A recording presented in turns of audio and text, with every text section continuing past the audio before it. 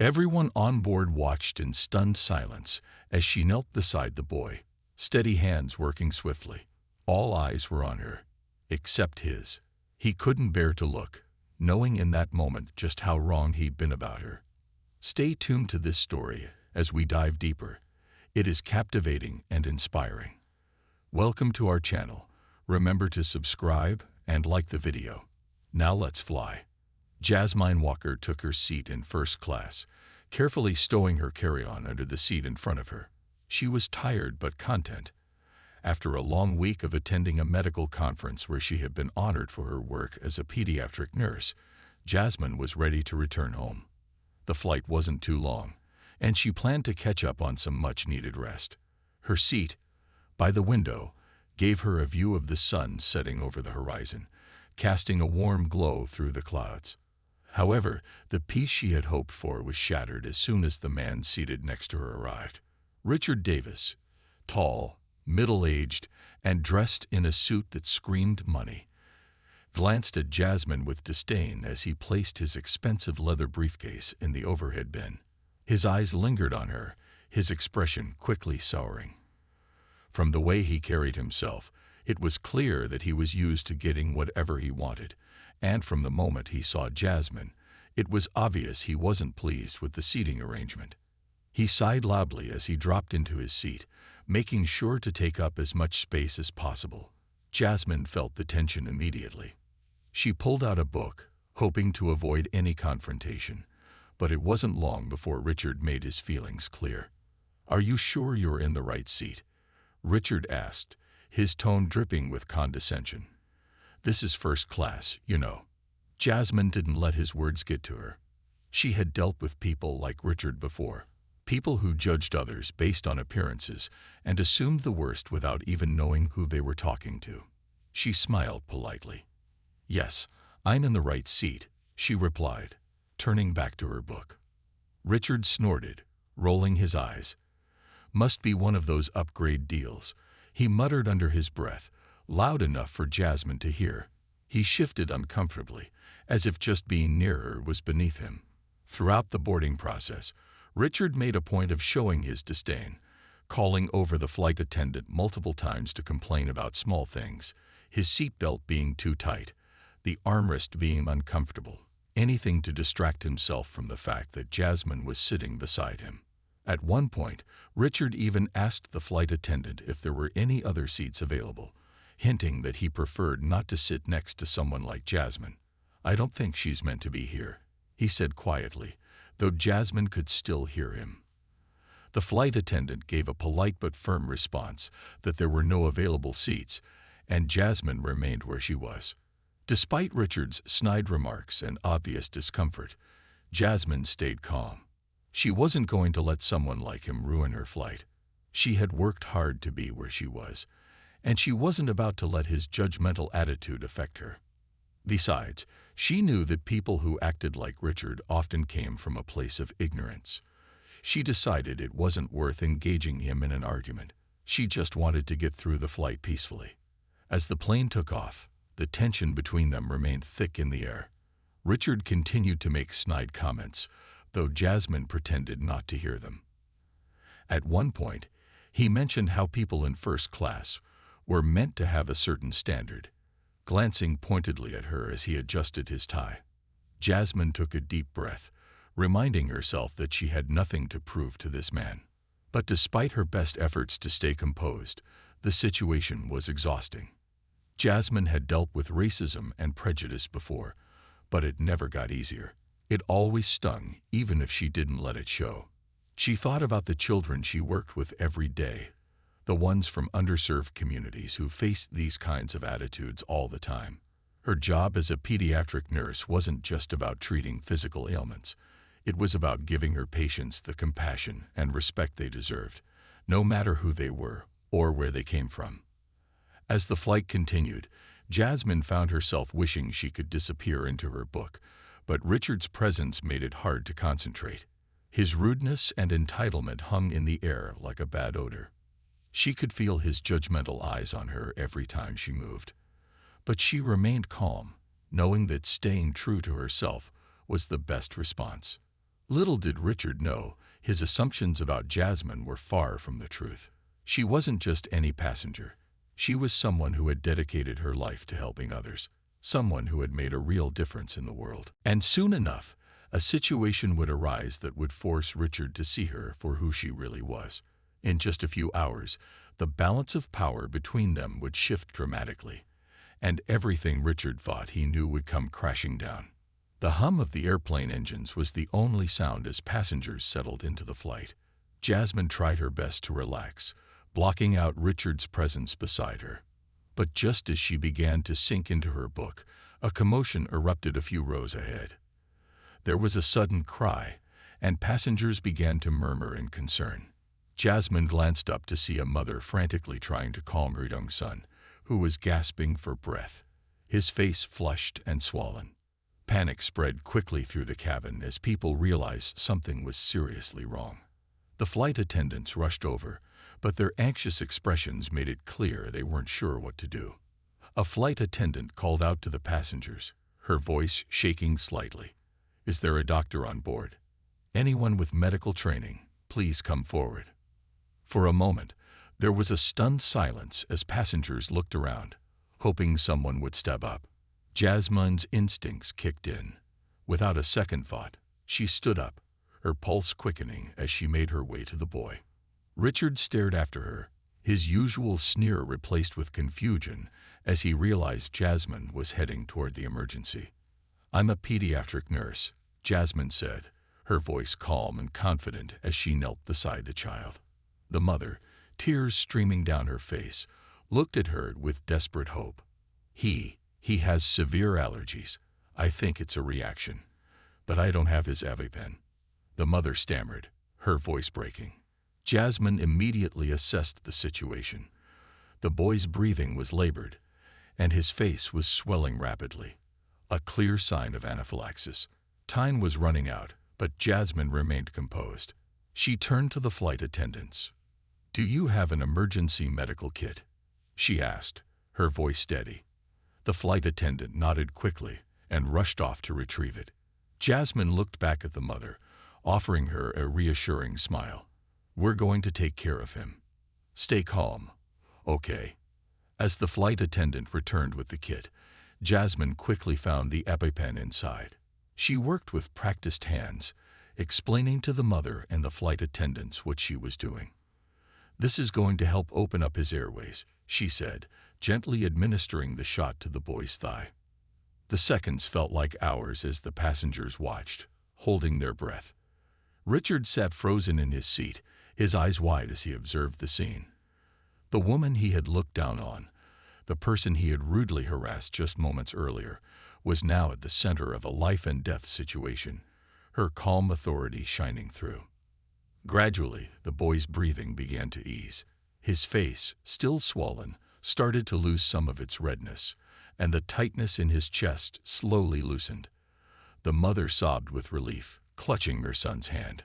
Thank you," she cried, turning to Jasmine with gratitude overflowing in her eyes. Jasmine smiled gently, still monitoring the boy's breathing. "He's going to be okay," she said softly, checking his pulse. "But as soon as we land, he needs to see a doctor." The passengers around them began to murmur with relief, some clapping quietly for Jasmine's quick action.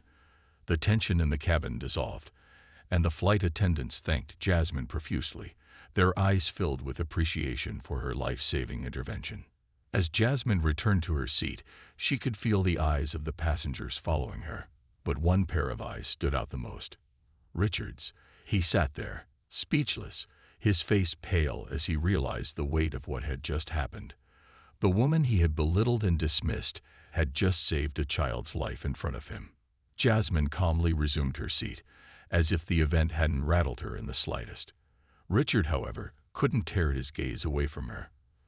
For the first time during the flight, he was silent, his arrogance shaken. His mind raced as he processed everything he had seen. How could he have misjudged her so badly? For the rest of the flight, Richard sat in uncomfortable silence, his earlier sneers now replaced with deep regret. Jasmine didn't look at him or acknowledge the shift, But Richard knew there was something important he had to do. The woman sitting next to him wasn't just someone he had unfairly judged. She was a hero. He had been so blinded by his assumptions that he had failed to see her strength, compassion, and skill. What Richard didn't know was that this moment would be the turning point, not only in how he saw Jasmine, but in how he saw the world around him. Something inside him had already begun to change, and as the flight neared its destination, he realized that his life would never be the same. As the plane soared above the clouds, the tension in the cabin slowly faded, but it was far from gone for Richard. He sat stiffly in his seat, his mind reeling with everything that had just happened. The woman he had spent the first half of the flight harassing and belittling had just saved a child's life. Richard felt a strange knot tightening in his chest, a mixture of shame, guilt, and something else he wasn't ready to admit. For the rest of the flight, Jasmine remained calm, returning to her book, the crisis already behind her. The mother of the young boy she saved stopped by her seat a few more times to thank her, with tears of gratitude still in her eyes. The other passengers gave Jasmine respectful looks, and even the flight attendants treated her with newfound admiration. It was as if the entire energy of the flight had shifted around her. But Richard couldn't shake the nagging feeling in his gut. He had been so rude to her, made snide remarks, dismissed her as though she didn't belong in first class, and yet, when the real crisis struck, he was helpless while she acted with grace and confidence. Richard had always believed that his money, his status, and his name were what made him important. But now, next to Jasmine, all those things felt small. She had shown him what true strength looked like, and it had nothing to do with wealth. He stared at her for a long time, wondering if he should apologize. He wanted to say something, but pride held him back. Apologizing wasn't something Richard was used to doing. It gnawed at him, though, this feeling that he had been so incredibly wrong. A few hours passed, and the plane began its descent. The silence between Richard and Jasmine remained. Finally, as the seatbelt sign dinged on, Richard couldn't stand it any longer. He turned to her, his voice awkward and stiff. I just wanted to say, what you did earlier, it was impressive," Richard mumbled, not quite able to meet her eyes. Jasmine glanced at him, sensing the discomfort in his voice. She didn't respond right away, giving him the time to gather his words. Richard shifted uncomfortably in his seat. I mean, saving that kid's life. That was, well, you were incredible. And I'm sorry for how I treated you earlier. I was completely out of line. Jasmine gave him a small, knowing smile. Thank you, she said simply. And, apology accepted. Richard nodded, but Jasmine's calm acceptance only made him feel more unsettled. He had expected more. Anger, perhaps, or a cold dismissal of his apology. But she remained warm, forgiving him without hesitation, which only highlighted how awful his behavior had been. The plane landed smoothly, and as passengers began to unbuckle their seatbelts, Richard hesitated. His apology had been the right thing to do, but there was something more he needed to know. He took a deep breath, then asked, "Why didn't you say anything? When I was being rude earlier, you could have called me out. I wouldn't have blamed you if you did." Jasmine closed her book and looked at him directly for the first time since the flight began. Her eyes were steady, her voice calm.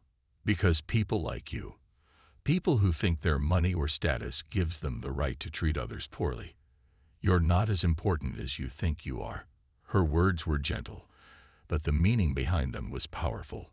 I wasn't going to waste my energy on your judgment. My worth doesn't depend on your approval. Richard was taken aback by the calm conviction in her voice.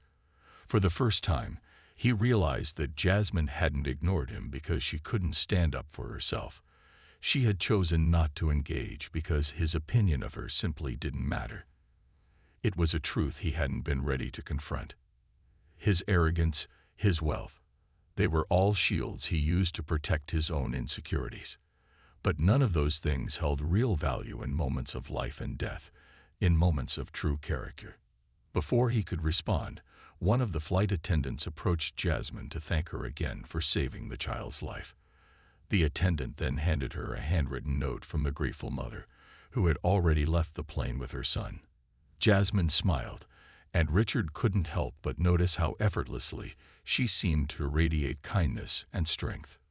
Richard sat back in his seat as the realization hit him harder than he expected. Jasmine had everything he had been chasing all his life: respect, admiration, and a sense of purpose. And she had achieved it without the things Richard valued most: money and status. For the first time in his life, Richard felt small in the presence of someone far greater than himself. As the passengers stood to exit the plane, Richard watched as Jasmine collected her things and prepared to leave. He could tell that she wasn't looking for his approval or validation.